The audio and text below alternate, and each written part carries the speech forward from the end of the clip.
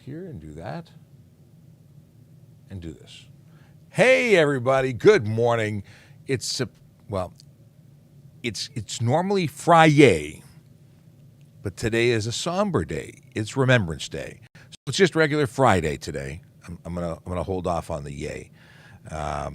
We are starting early because there is a Remembrance Day ceremony that my office is going to be attending, and I think that's a worthy reason to shift up our start time. So I apologize to anyone who's watching this in replay saying, I wanted to be here live. I know you did. And I would have loved to have, what's going on here? There we go. Got the backdrop up.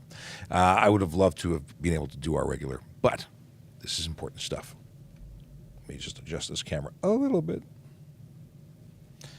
Oh, my goodness. If you're watching and you say, who is this guy on my For You page? My name is Sean Shapiro. I'm a police constable with the Toronto Police Service.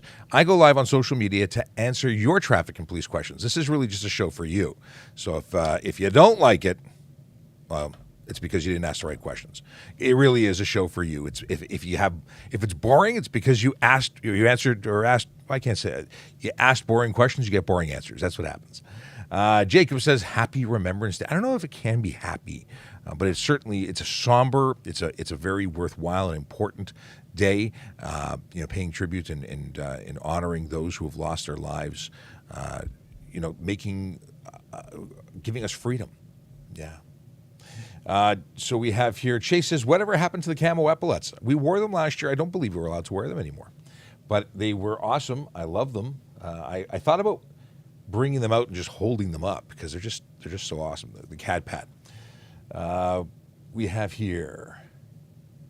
Okay. We have. I'm just reading up a whole bunch of messages. Cool. Let's check out what we got here. Now, just to let you know, I generally don't, or not even capable of following along the chat. There's just so many people there, and it's going so quickly.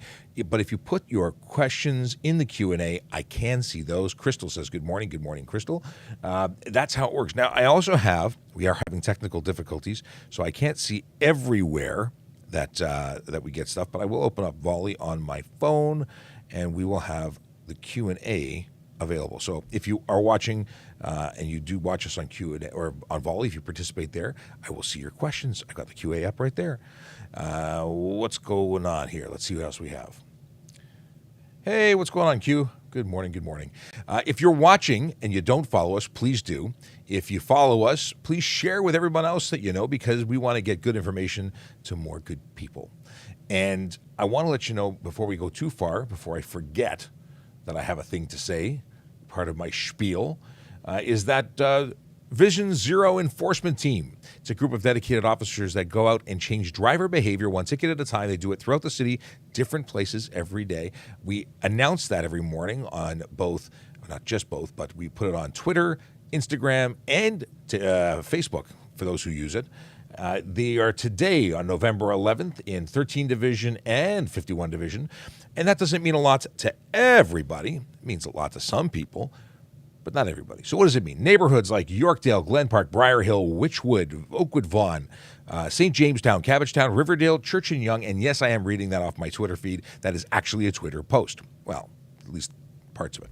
In any case, they go there because the people who live in those neighborhoods deserve to be safe. And the people who are acting like bozos, driving unsafely, whether it be speeding, aggressively driving, distracted driving, or impaired driving, deserve to get what they get, which is a ticket.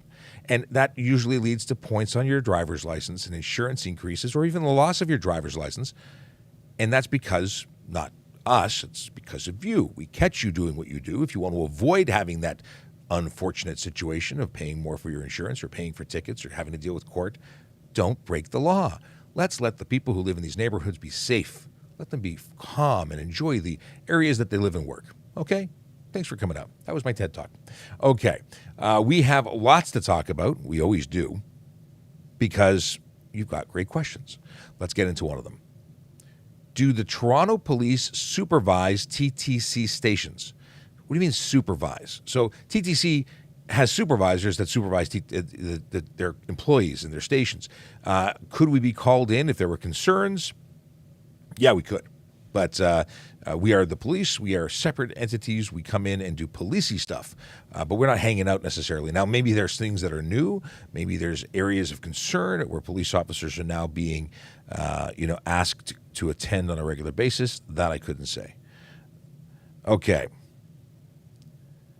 What do we have here? I don't know. There's a question about Amber Alerts from Crystal, but I don't know the answer to this. So the question was, when there's an Amber Alert or huge collision or something that they need police officers, do only certain departments go, or do you all go? So we obviously, we're Toronto Police, so we hang out in Toronto. We are on times called in to support other police services, but we would go to Toronto calls. If we're talking about types of calls, a collision call might be everybody that's available go, and then it might be specialists like traffic who do the actual collision investigation. So it all depends. And I started saying depends too early today. That will now be the word of the day. There's a rumor that Sergeant Campbell is going to come join us at some point. That's kind of cool. He hasn't been around in a while. Sabrina says, my baby is at Elmer right now. Well, that's awesome. I don't know if your baby is your baby as in your mini you, or if it's your spouse or loved one. But in any case, that's awesome to hear that they are a new person coming through the ranks to become a police officer. Fantastic. Congratulations to them, to you, to everybody. It's a very proud thing. It's just awesome. It is awesome. I remember my graduation and how proud I was and how proud my family was. So for anyone who's going through, it's a big deal. It's a big deal. Now, if you are interested in becoming a police officer, I want to let you know something really important. On the 26th of November, the Toronto Police Service is hosting an Ontario Police Services recruitment fair. It's being held at the Toronto Police College, and you can attend to get more information and meet recruiters and find out all sorts of things and stuff about what you want to know about your career opportunities. If you're interested in joining, coming to the event, you need to pre-register by the 16th. Visit www.tps.ca/careers. There's a link there. You can click it and you can get registered. Additionally, you can email police recruiters. Is it police recruiters? I think it's police recruiters at torontopolice.on.ca. Yes. Oh, Big Jeff Fresh just binge watched season 1 of Mandalorian and reports back that it was amazing. Well, I'm glad to get the feedback. If you said it wasn't amazing, we couldn't be friends anymore. But I'm just shocked that it took him so long to watch it. Have you watched Mandalorian? Do you love Mandalorian? And this is a question to everybody. This is really important stuff. Okay, maybe it's not that important, but it's important to me. I watch Disney stuff, and that Star Wars is Disney now. Okay. I got and for anyone who's wondering what we're talking about when we talk about Volley, that's our community group. You want to jump in, you want to be part of the community, go to the Linktree link in the bio. You can jump in there. It's a link that says ask me a question on Volley. You can actually join our Volley. That's the invite link there. Here's a good question. We have a good question that's coming in, and thanks to Q for sharing it from the chat, I imagine. Do security officers have the power to arrest citizens? Well, the answer is in certain circumstances, yes, because everybody in Canada has the right to citizen's arrest as long as they're arresting lawfully. They have to know what the laws are in order to use them. But security guards use citizen's arrest powers, and they can do that for indictable offenses found committing, or in some cases, other offenses when it's in relation to the property that they are representing the property owner or occupier for. So it's a little more complicated, but yes, they do have the power of citizen's arrest. They're not police officers. Police officers have an expanded power of arrest. And I get the honor and privilege of introducing to you Sergeant Murray Campbell, who joins us now. Good morning, Sean. You're way too kind. I am. You're right. but thanks for joining. It's good to have you back. It's been a while. It has been a while, yeah.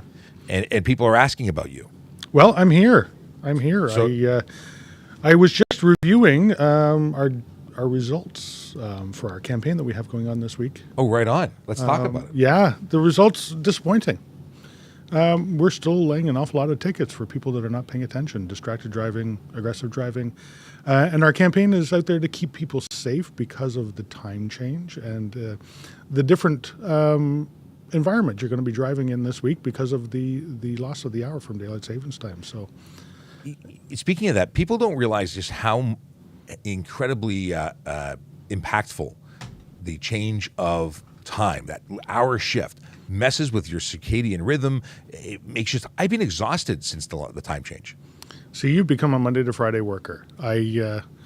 For those of us that worked shift work for many, many, many years, we didn't notice because We were tired all the time anyway. constantly tired. We were I constantly have. out of rhythm. I have recently, well, not so recently anymore, but I have become a Monday to Friday guy, and maybe I'm just tired. I think I've been tired since I've had children, but anyway, it is something that it results in at least a 30% increase in collisions, specifically 30%. We posted today, or we'll be posting at 10 o'clock, a post that says 30% pedestrian related. It's a bad day at the office when the change to your schedule could result in a higher likelihood of collision, and that's not just the day of time change; it's the weeks surrounding it. Yeah, absolutely. So be safe, stay focused, be aware of your surroundings. We have here. What more can we say? Can you speak French? Petit. That's about the extent of it, because I understood what he said. But I don't speak French. But someone wants to know if we speak French. I do not. It's not a requirement to be a police officer in Ontario. It is a benefit if you have multiple languages. It does give you points that may land you a job where somebody else could be denied if you were competing against one another. But a benefit, but not a requirement. Yeah, I speak enough that I can understand and I can have basic conversations. I just returned recently from a trip out to the Gaspé Peninsula, where I was camping out there, and very, very French out there, but also a very touristy spot. So most people out there, when I try, they try as well, and it went all right. I don't even embarrass myself to try, because I took it in high school, obviously, and bicyclette was, I think, the extent of my my learned my knowledge see? base. So you're a city guy, so bicyclette was normal for you. For me, it was motoneige. Motoneige? Yeah, Okay. snowmobile. Oh, and speaking of which, if you want to know stuff about off-road vehicles, you're in luck. I know nothing about off-road vehicles. I can operate them, but I don't know the laws surrounding them. However, Sergeant Campbell, he is the maven. He is the knowledge base about off-road. I'm really setting you up for this. Yeah, and that's not good. I don't conduct an awful lot of enforcement of off-road vehicles, snowmobiles, boats, stuff like that. In fact, I've never. But I'm an active participant. So You know the stuff you need to know. yeah. We have a question, and it's funny you sit down. We get a question about this. Is a radar detector legal? Is it legal? Is it legal to possess? Well, there's possession, sale, purchase, transport, use. These are a lot of different things, and the answer to all of them are no, except for one exception. If it's a manufacturer and it's sealed packages from factory, can be exported from the province and transported in that fashion out. But because there's manufacturers, I think Bell is here. And Yeah, I do believe you're right. I believe that they are in Ontario. You know what? The powers of the Highway Traffic Act in Ontario are great. One of the most far-reaching powers it gives us is to search a vehicle on mere suspicion that there's a radar detecting or laser detecting device in there. And it means everything in the vehicle, including people and everywhere in that vehicle. It's amazing, and very often people will hide radar detectors in their pockets, thinking they're safe. That's that you can't touch me, you can't look at me, coppa. Yep. And of course we can't search them. It also includes blockers, or jammers. Mm-hmm. It's the same thing. So some people think they're really smart by not having a detector, but they have a jammer which projects a speed that is not accurate to what they're actually doing. We don't. There are devices that we can utilize to detect jammers and blockers and all that jazz. And the funny thing is, we don't even need it because it's so easy to detect when we're looking. And you know what? A lot of the new ones are built right into the vehicle. So the Highway Traffic Act allows us to literally take apart your vehicle. Multi-tools are awesome. Sometimes we don't even need a multi-tool. I explain how I'm going to be taking apart a car because I don't have all the proper tools, and that the law allows me to do it. And usually most people hearing that really like their car and tend to offer it up at that Yes, point. and that is the smart way to go. It's a $170 fine. It comes with 2 demerit points on conviction, and it's just easier not to break the law. I'm really against these devices, and I'll tell you why. And I've said it before, I'll say it every time I'm asked about it. It allows someone who wants to be dangerous, who wants to break the law and avoid detection, an ability to temporarily follow the rules to avoid detection, and then go right back to being dangerous and increasing the risks of harming themselves or somebody else. So it promotes that kind of behavior. So I don't understand why provinces and states allow it. We don't, but others do. Yeah, and you know what? There may be reasoning around that, but I'm just not aware of it. I can't. I'm waiting for someone to enlighten me as to why they would do that. Unless they put up sensors everywhere that trip them so that they're always going slow. Do officers have a quota of tickets to issue? Well, my favorite answer is to quote Frank Poncherello from CHIPS, 1970 to 1980 something, and it's that I asked my sergeant, and he lets me write as many as I want. I like that. Yes, I do too. Q says hello, and also says that chat wants to know how many years you guys have been on the service. Well, on the service for me, 22 years. As a police officer, 10. Because I was a court officer and auxiliary officer before. Yeah, I'm coming up on over 27. I was also a court officer before, which was a special constable. That was for a very short period of time, and then I got on as a police officer. I was very lucky to get on. I got hired during the Bob Ray days when there was no hiring going on, and I happened to squeak by and get in. So there was hiring freeze for me, so that's how I became a volunteer first, and then a court officer when those opened up, and then eventually transitioned. But I did have a great time as a court officer. I left as a supervisor, and both as an auxiliary sergeant and court supervisor. So I got a lot of great experience. The people that do the job are amazing. I still have friends to this day that are in that role, and policing is just another version of serving the public. I like it. I like it a lot. Question: how do you feel about Waze police detection? Well, Waze isn't a detector. It is a social media navigation app so people can share information. That information isn't necessarily, one, accurate, and two, it doesn't mean that we're conducting any kind of enforcement when they say police are cited. It could be us doing a traffic stop, a collision investigation. And in some ways, I really like it because while I still want to catch speeders, I like that my friends on the road are protected and people slow down to avoid detection. It changes behavior temporarily, but it makes it safer for them on the road. Yeah, especially if we're at a crash scene or something like that, and somebody puts up that there's a crash and police are there, it causes people to slow down, maybe be more alert, move over, drive by, a little safer for all of us. Yeah, and speaking of slow down, move over, which is what I'm alluding to when I say people on the road and police doing jobs, you need to slow down and move over when you see police, fire, ambulance, or tow trucks with their lights on. We're working out there. We're trying to be safe. And when I was on the radio with Jerry Ager on Wednesday, someone called in. They were really upset. They said, "How come when we have a fender bender on the highway, fire trucks block 3 lanes of road?" And what they don't take into consideration is what may be on the road. Was there a fatality there? Was there an investigation that's ongoing? The fire department is helping us out, keeping those lanes clear, not because they want to mess with your drive to work, but because they want the people on the road to be safe, and it could be a spill, chemicals, all sorts of things that could be there.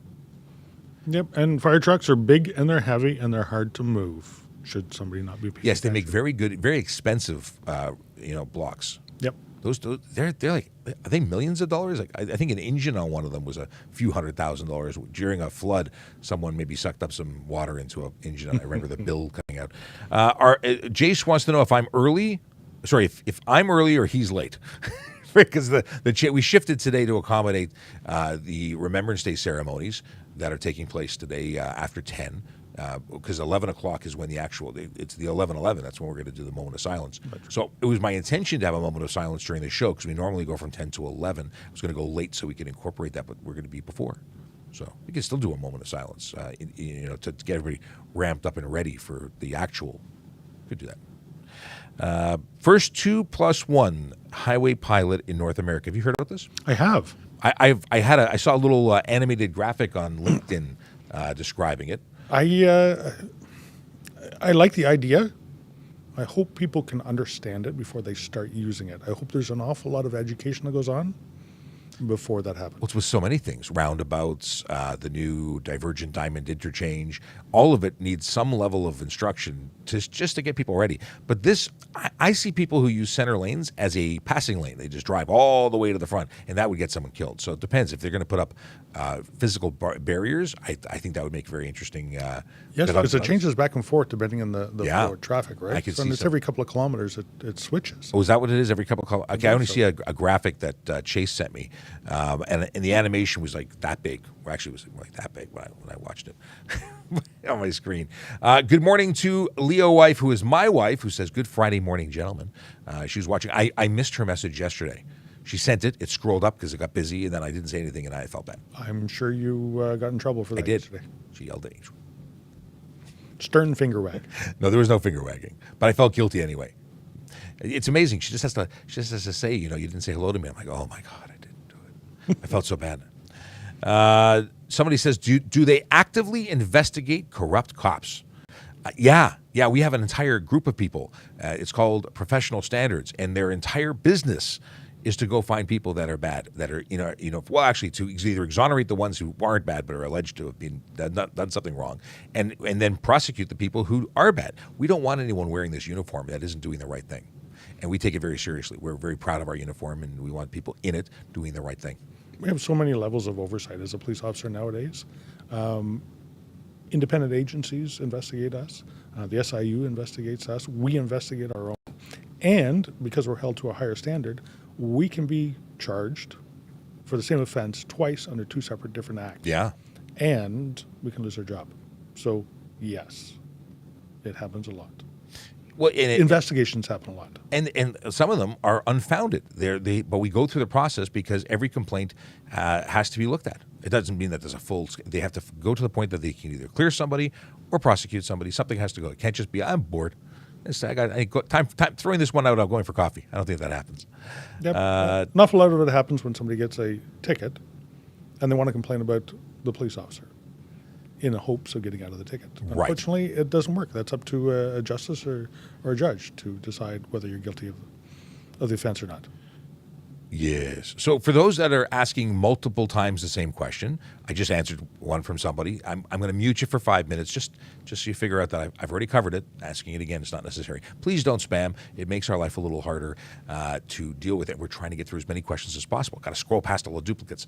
And for anyone who is watching and doesn't follow us, please follow us. My name is Sean Shapiro. I'm a police constable with the Toronto Police Service.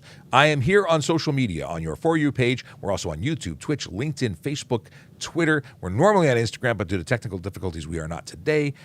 And we're here for you. It's a show that's led by you. Now, the voice that you hear off camera is Sergeant Murray Campbell. He is a media relations officer and the towing and pound sergeant because he's a man of many talents. So he has many responsibilities. But he joins us regularly. So thank you again for joining us today. It's always fun. Okay. Is it law to obey a construction worker directing traffic near a construction site? So, this is a funny area. Chances are they're doing the right thing by telling you don't go, because if you go, you'll hit something or hurt someone or because they're moving large machinery. But they are technically needing to be traffic direction. What's the word I'm looking for? TCP. Traffic Control Persons. Yes.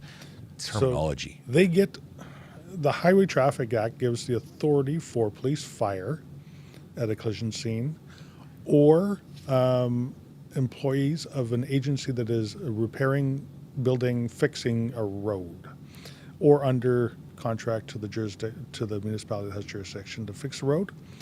They can direct traffic through that. In the city, we have a traffic book number 7, which is sort of the Bible, and it kind of explains what is the safest and best practices for high-rise construction, road construction, sidewalk construction, stuff that's going on. Stuff that is private but interferes with the roads. They can have permits to close lanes, and it's lawful. They have to do it in a safe manner. They have to have proper signage. So yes, an awful lot of vehicles as well. There's a policy that they cannot back up into these sites without a spotter behind them. So that spotter may ask you to slow down or stop for a second so that they can safely get these vehicles in. Safety is the number one thing here. They're not just trying to mess with your day. And again, if you were to ignore them, it's a problem. Now, if they're a traffic control person and they're lawfully doing what they're doing and you disobey them, a police officer could lay a charge. It could be done. But this is all about cooperating. Now, now they don't have the authority to wave you through stop signs, to wave you into an intersection on a red light. But we see that happening. So you need to know that that's not lawful, because at the end of the day, both you and they could be in trouble if you were to do it. And you know what? An awful lot of them are not very good at it. Well, traffic direction is an art. And if you're a police officer, you know what I'm talking about. Day one as a new recruit, in Toronto anyway, we take out all the new recruits, we take them to intersections, and we turn off the lights. And they have to do it, whether it be solo, tandem, with multiple officers for large intersections. It's not fun. It's not easy. I've gone home and wanting to ice my shoulders because waving your arms for 10 hours is not fun. And you know what? Your brain needs to be turned on, especially at a big intersection. You have pedestrians, you have cyclists, you have people going through, you have people making left turns. I just this week, we had a class full of 60 special constables, newly minted special constables who have the authority now to direct traffic within the city. And they had to have practical training on this. And I started off my discussion with them with, how many times have you seen a police officer direct traffic and you sat there and went, oh man, this guy is totally messing up this intersection. Oh, I could have done so much better. You know what? A couple hours later, when we all came back and debriefed, they had a new understanding of how difficult it actually is. It's not for the faint of heart. And sometimes you got to shut it down when it's going wrong and start again. Yep. Because it's managing a lot of moving parts at one time. It's safety too.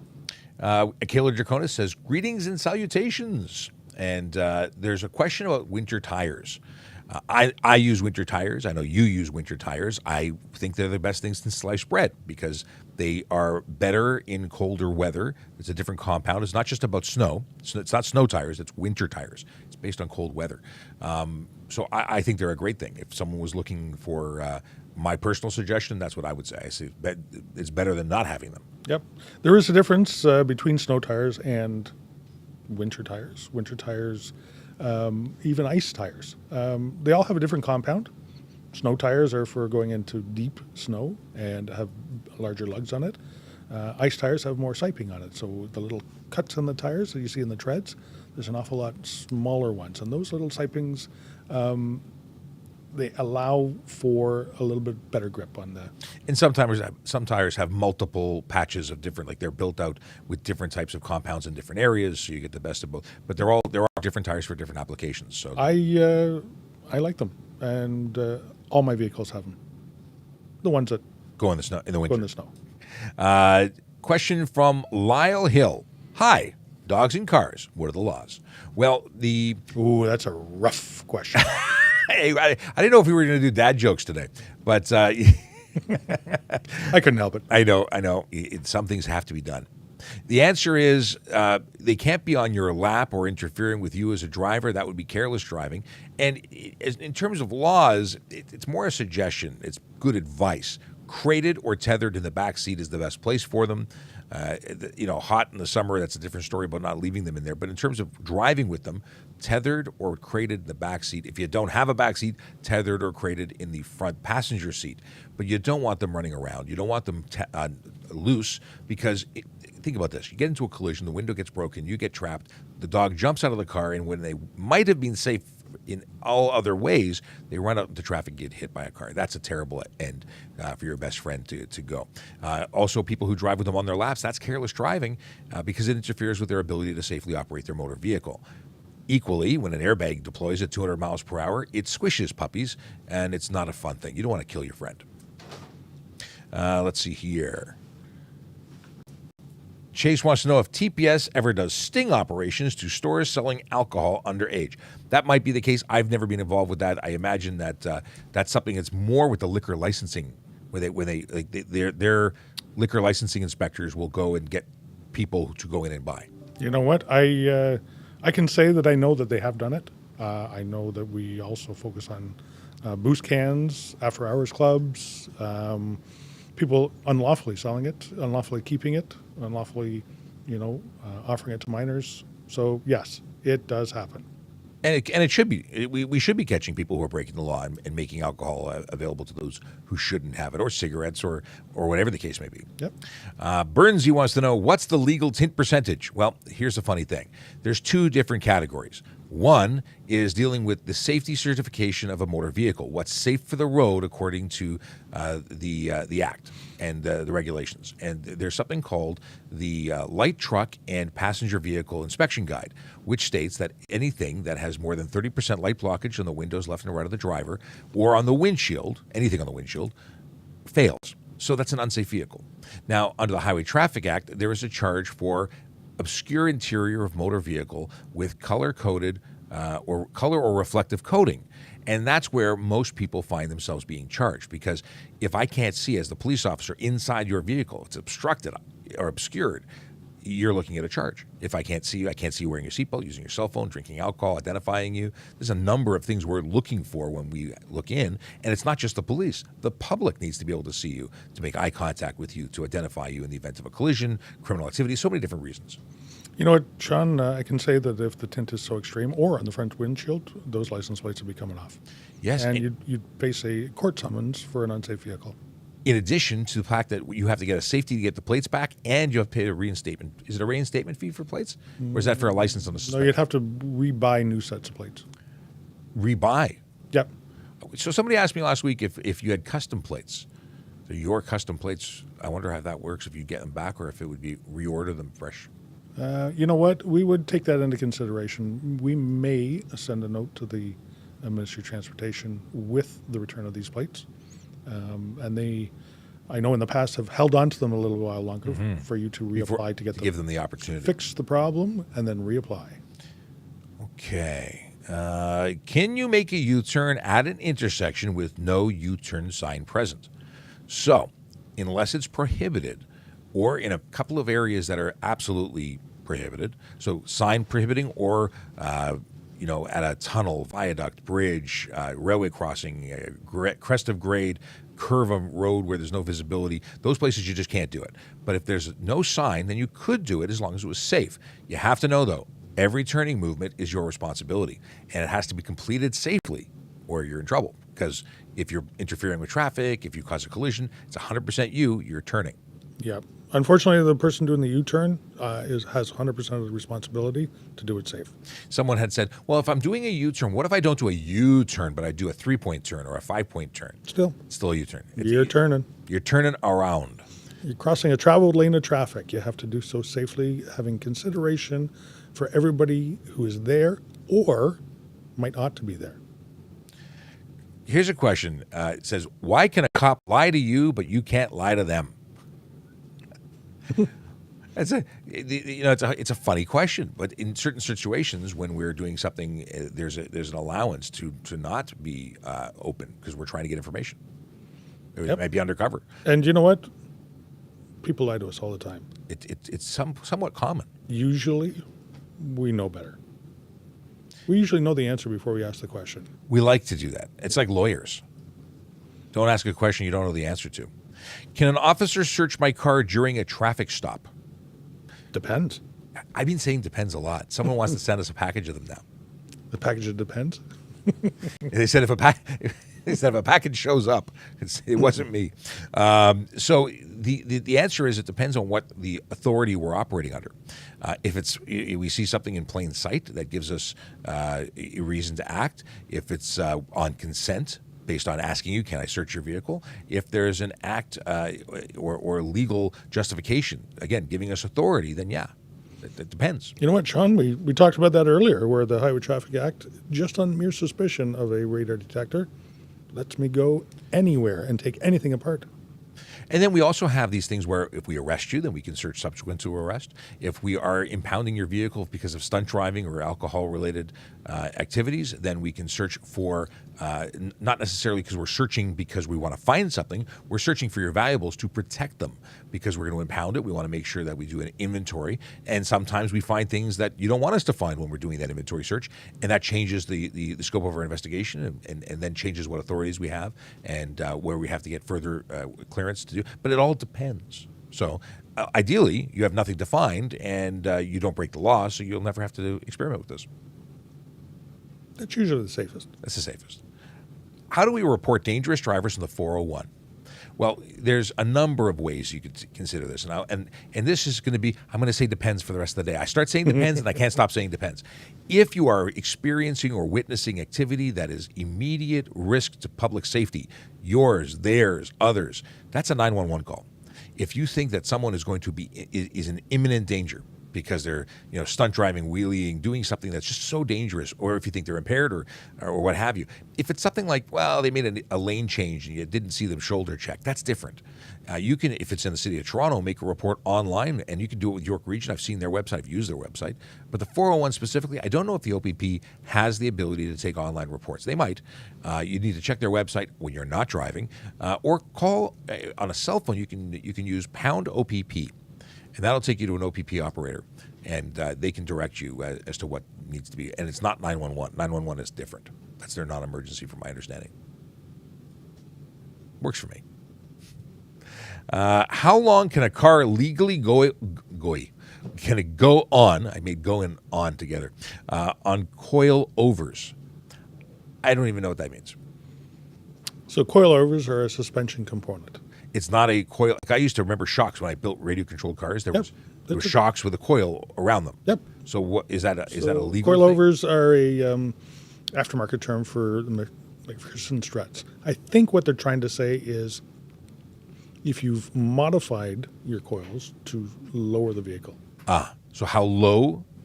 Oh, it's not how long. I misread it. It says how low can you go? There you go. See, now it makes a lot more sense, Courtney.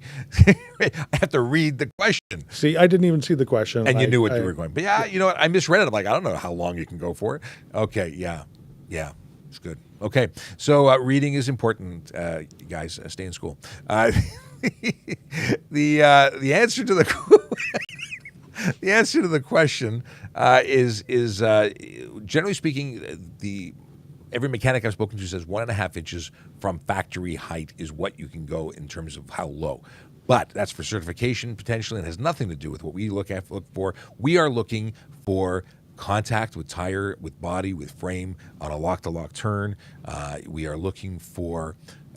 There's actually a clearance of, I think, 23 millimeters that goes into it. That's beyond what I normally look for. I just learned about it recently, that there's a clearance in this for certification to whether or not it's safe. We're looking to see if your suspension functions. Also on minor compression, does it change or create contact? I also understand that there is a minimum ground clearance between the center of your headlights to the ground, which is, again, something I've recently learned and I've never actually used on the road, but it's interesting. So at the end of the day, don't lower your car. Your suspension is meant to I don't know what's the word for, actively function and absorb bumpity bumps. You know what, Sean? There is a benefit for doing it in certain circumstances. The benefit I can see would be on a racetrack. Changing your suspension can cause your vehicle to handle better than what may come from the factory, because the factory has it handling every type of scenario on the road the best it can. So there is benefit to it, but not on the road. Yeah, and I don't enjoy the ride of a vehicle that has no suspension. I like the cushier, like I'm actually going to enjoy the drive. You're just situation. showing your age. Yes, I now want a Cadillac with you don't even realize you're moving, floating down the road. We already talked about what's the rules on U-turns at traffic lights. You're entirely responsible for what you do when you're making a turning maneuver, whether it be U-turn or otherwise. But in the situation, it has to be made. You can't do it if it's signed otherwise. And how long is a sign valid? 150 meters beyond the sign. Do you need an OACP certificate, or is there an easier way to become a member of the police service? OACP in Ontario is still a standard required. That hasn't changed that I'm aware of. I don't think anybody has opted out of it. In any case, if you are interested in becoming a member of the Toronto Police Service or any police service in Ontario, I would highly recommend signing up and attending the fair, the job recruitment fair that's being held on the 26th of November at the Toronto Police College. It's going to have police services from across Ontario attending, as well as members of the OACP to discuss the requirements. But that's the best source of information you're going to get, and they've never done it before, never like this. You can sign up by going to tps.ca/careers. Go there and email them. sign up, and then you can also get more information by emailing them to policerecruiters@torontopolice.owen.ca. I've said this so many times, I actually remember most of it. I also heard they're going to have snacks there. Snacks? Yeah. Maybe we should go. That's what I was thinking. It's Saturday, though. That's okay. Okay, we're going for the snacks. And my wife says, no Cadillac, Shapiro. Let's see here. What do we got here? We got. When I repair my car, how can I legally use my scan tool tablet to monitor engine data while driving? Oddly enough, there is an exemption for certain things like that. And I don't know if you qualify if you're not a mechanic, but there is an exemption about the scan tool. So, yes and no. Most proper scan tools will have a record function. So you can drive your car, run it through its paces, and you have a recording of what it was doing, what the settings are, what voltages are, what is going on with your vehicle, and you go back and you review it. That would be the smart way to go. That would be the smart way to go. If you're looking at your tablet while you're driving, even though it is one of the exemptions, it could be careless. Absolutely. Absolutely. Because if it's negatively impacting, listen, you're looking at that tablet because you're checking out the car and you're weaving all over the road, expect to be pulled over, expect to be charged. Yeah, absolutely. What is this? Are parking lot collisions, Burnsy says accidents. Did I post There are that no video yet? accidents. There are no accidents, just collisions. I actually recorded a video. Nothing is an accident. It's an event. It's an event that took place because someone made a boo-boo. Yeah. So the question is, are parking lot collisions 50-50 or is that a myth? I, oddly enough, recorded the answer to this question and I'll be putting up a video afterwards, but I won't make you wait for that. The answer is that it depends. We don't determine level of fault. We charge people for the collision activities they took part in. So if someone ran a stop sign on the road and caused a collision, we charge them for that. But on private property, we can't actually lay charges. So 9 times out of 10, no one gets charged. Only if it was dangerous or stunt driving is like things we can actually lay on private property. So what happens is we write a report that encompasses everything that we know.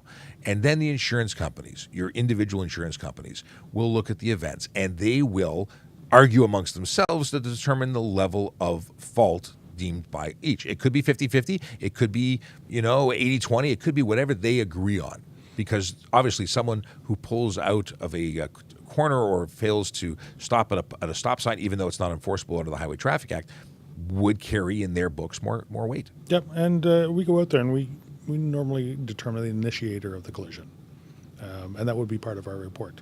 We, a long time ago, didn't have no-fault insurance, and then we went to a completely no-fault insurance, and now we've kind of regressed back a little bit again.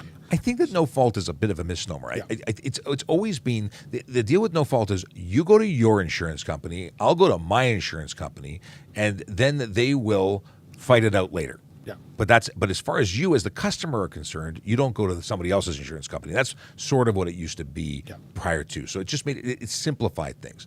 And I forgot the word that what they used to describe the fight behind the scenes. I can't remember the word. I used it last month or last week or a couple days ago, but I can't remember it now because I'm old. Where's the ride check tonight?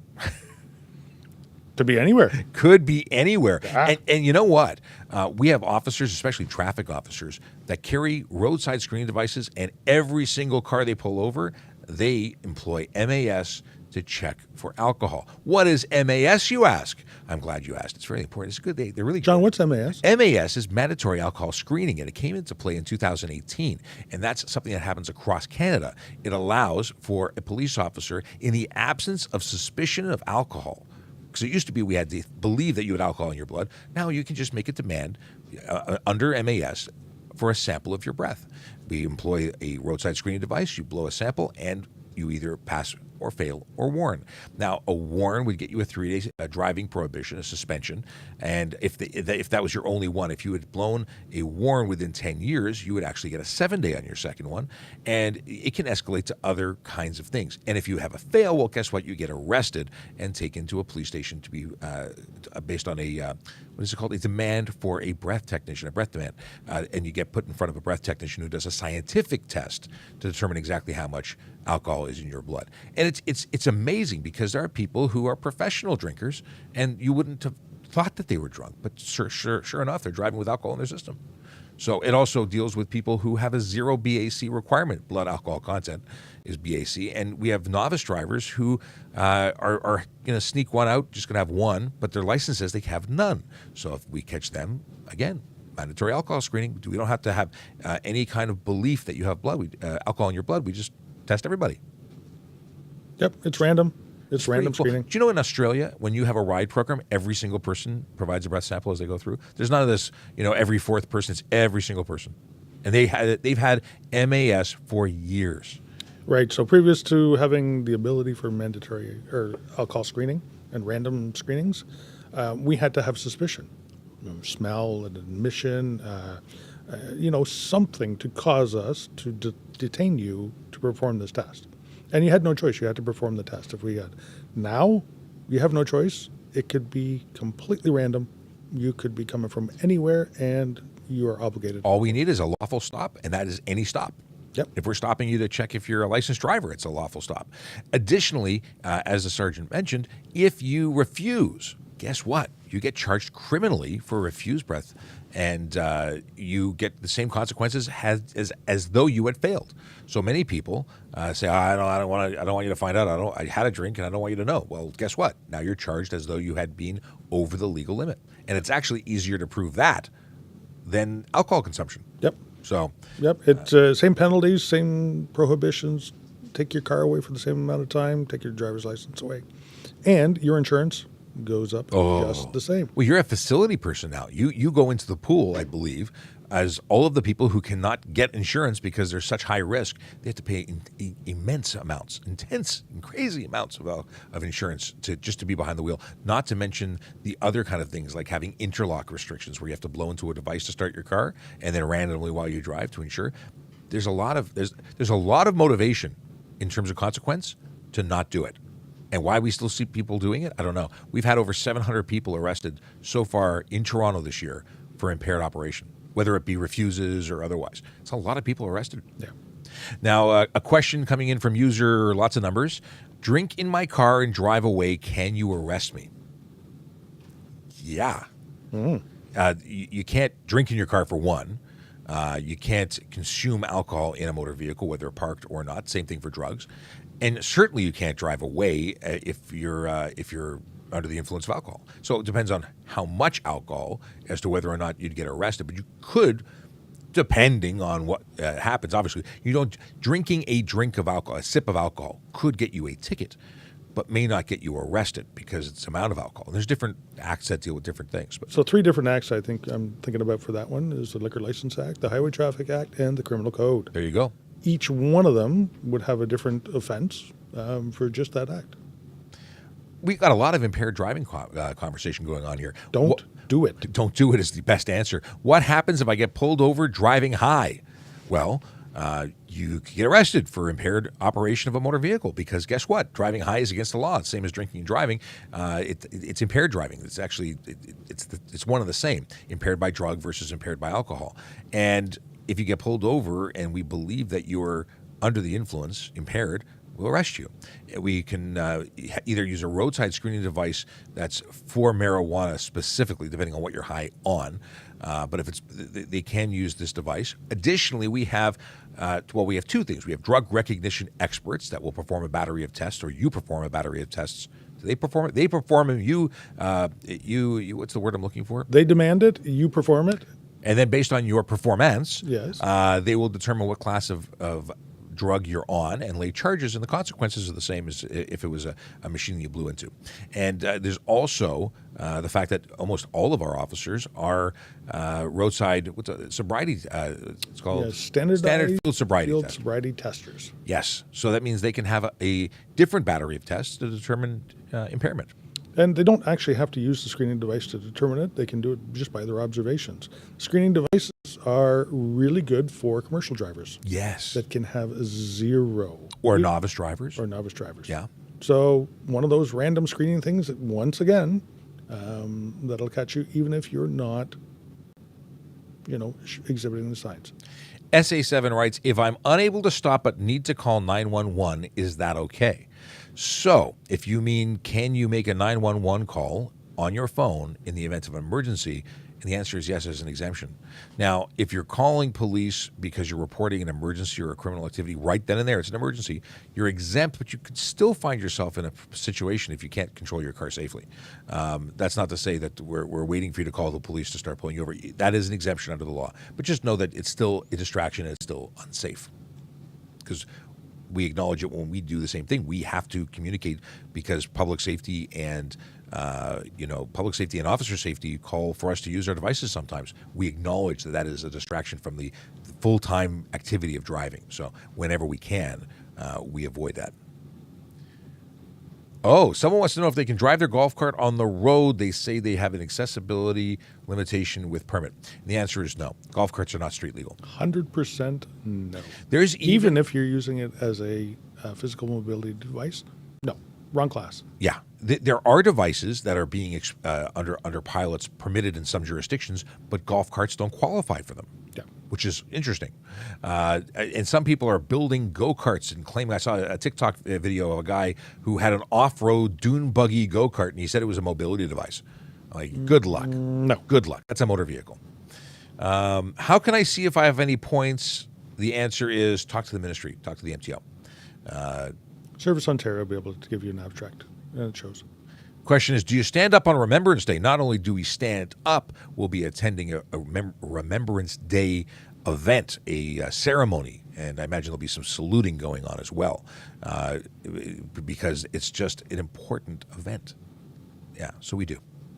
Can you speak to the new 2.5 lanes to be installed? I have no idea what that is. That's the 2+1. That's the 2+1? That's the 2+1. Oh, yeah. We talked about it earlier. You missed it. Sorry. Got to watch a rerun. I don't know enough details to really give you information. It looks interesting. It's a great idea. We'll see if So what it is it's a shared center lane, center passing lane. So you'd weave in and out to pass. It just I see some potential issues. Maybe if they put like spike strips, so if you tried to drive straight through beyond the cutouts, you'd be taken out of the game. Spike strips, walls, big speed bumps, you know ramps. We'll have to see. I don't know. I don't know the details. I'm making a joke, obviously, but yeah. Martin says, "Can you guys take a left on a red like in BC?" If you are on a one-way going to another one-way street, then you can make a left on a red if it's safe to do so and not signed otherwise. But that's very rare. And it's curb lane to curb lane only. Yeah, you have to turn into the appropriate lane. I see a lot of people making horrible lane changes or turns. Like somebody who cut me off a few days ago. They made a left turn from a side street and then drove right into my lane and then waved because they had to go there, not the free lane that they. Anyway, I see a lot of. I see a lot of bad driving. It hurts my heart. Can a person get arrested for magic mushrooms? Hallucinogenic drugs? What do you think? I'd say yes. Whether you're in a car, not in a car. In a tree. Possessing, using, yes. Drinking in a private driveway in the car. Is it legal? No, it's not. You cannot consume alcohol in a motor vehicle. Anywhere. Drinking this is a lot of drinking. This is the most drinking, alcohol, drug-related questions I think we've ever had. Maybe because it's Friday. Should it be a Friday thing? Drinking in an RV parked at overnight Walmart lot. An RV, when parked, is a temporary residence, and actually you are allowed to consume alcohol inside of an RV in a parked condition. I don't know if there's anything lawfully parked. Lawfully parked. So Walmart, I know allows for the temporary use of their parking lots for an overnight. Yes. You're not allowed to unhook if you're having it as a trailer. They don't let you put your slides out. It is just a temporary spot where you can climb in, and it's specifically for the purpose of sleeping. So if you're bringing out the lawn chairs in the Walmart parking lot and having a few bevies, no. That would be a different story. That would be under the Liquor License Act. You'd be getting some signatures. Jace wants to know if you can tint your rear view mirrors. Why in the world would you ever want to do that? Yeah, because they just look cooler. No, don't do that. Even if you're legally permitted to, please don't do that. It is beyond silly. Tinting anything that is related to safety is a bad idea. Now, it's illegal to do it with your headlights. It's illegal to modify your taillights to the point where they are discernible, or at all. I would even go so far as to say at all. Yep. Because they're only produced to the point that they have to. They don't make them twice as bright as they need to be. They make them exactly what they need to be legal. So if you change it from that, I would say you're betting. A betting man would say that this would be illegal now. Don't do it. Oh, my favorite question of questions. What will happen if you drive on your G1 alone? The answer is you're violating the condition of your license, which is, by the way, a learner's permit, not a license. It does not actually allow you to operate a motor vehicle unless you're being with the condition of a supervisor. So you have no insurance. If you crash that car, the liability or the basic coverage would cover the other people, but the car would be a write-off. They would not fix it. Additionally, you'd be charged for G1 drive unaccompanied. If you were lent the car by someone who knew you had a condition to drive with a supervising driver, they'd be eligible for a charge. If you took the keys from mom when she wasn't looking and you got in the car and drove away, you'd actually be eligible for a take vehicle without consent, which is a criminal charge. What else are we talking? There's something else. 30-day suspension on first conviction, 90-day conviction. Sorry, again, I got interchanging. Suspension, 90-day suspension on second conviction, and on your third conviction, you're kicked out. And with that, my favorite answer of questions, I got to go. Why? Because we are now going. Why? It depends. Was that? We have to go. We have to go to a ceremony. Not that we have to. We want to go. We want to go and pay tribute to those who have paid the ultimate sacrifice and honor them and support our veterans. And it's so important. So to someone who asked if we were going to stand up for Remembrance Day, we're going to stand up right now. Thank you very much for spending your Friday morning with us. To those who missed our original, because they're expecting us at 10, but we are now leaving at 10. I'm sorry. Watch the rerun. We'll be back on Monday, if I'm not mistaken. I don't think there's anything blocking our Monday. Tuesday might be a problem. We have a lot of things coming up. We have a launch of a winter driving campaign. We have stuff and things, and we'll talk about it. Follow us where we are, which is everywhere. And please have a safe and wonderful weekend. Take care of each other. Be safe out there. Don't speed. Don't drive impaired. Big impaired driving episode today. Drive sober. Park legally. What else can I say? Have fun. Bye, everybody. Okay. Driving song and we're out.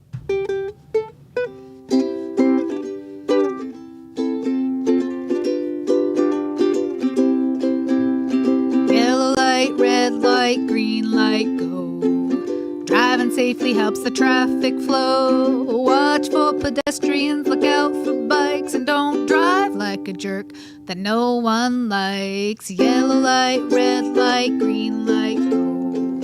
Driving safely is the way to go. Put down your cell phone, nobody needs you to text and drive on the DVP. Yellow light, red light, green light, go. Stop at stop signs, look both ways, then go. Seatbelt save your life indeed. And watch your driving, don't speed. Yellow light, red light, green light, go. Driving safely is the way to go.